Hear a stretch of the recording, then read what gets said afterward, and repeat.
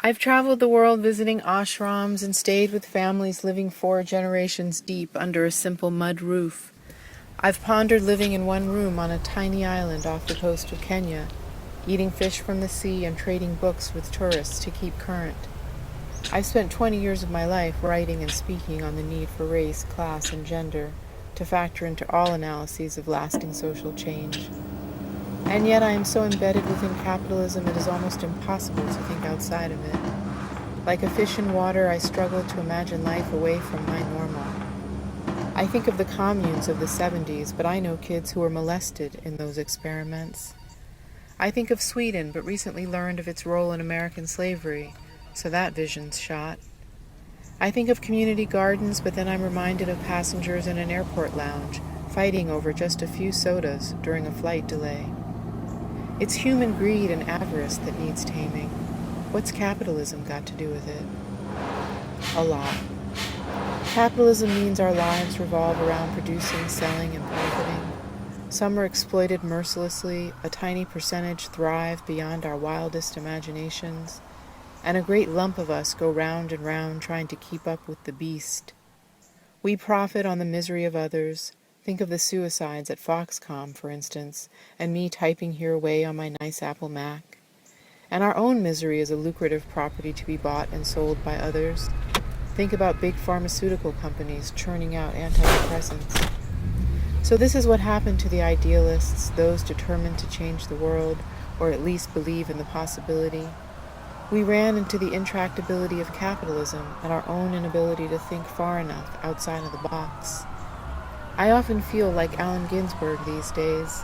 I saw the best minds of my generation destroyed by madness.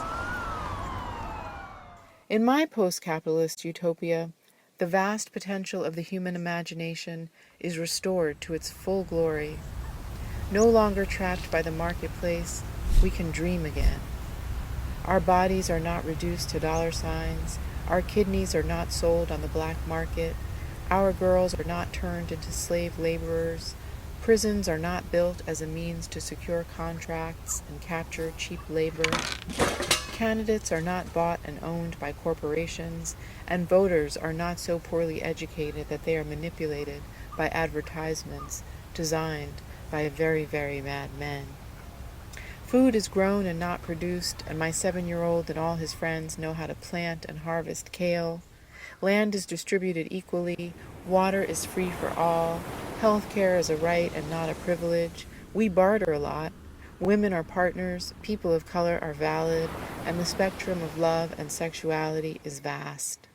The state is not involved in what I do with my body, unless I plan to hurt someone, or myself. Much of this is already possible, which means that my post-capitalist utopia must be built upon a moral and spiritual revolution, a narrative of abundance, of human dignity, and equality for all.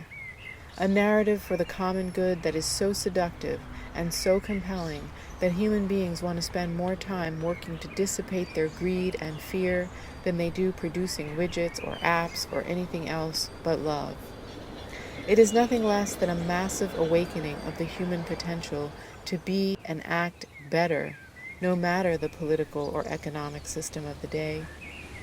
My post-capitalist utopia takes as its fundamental premise that there is no reason to wait for a revolution. Like the proverbial kingdom, it is here already, waiting to be seen in each of us.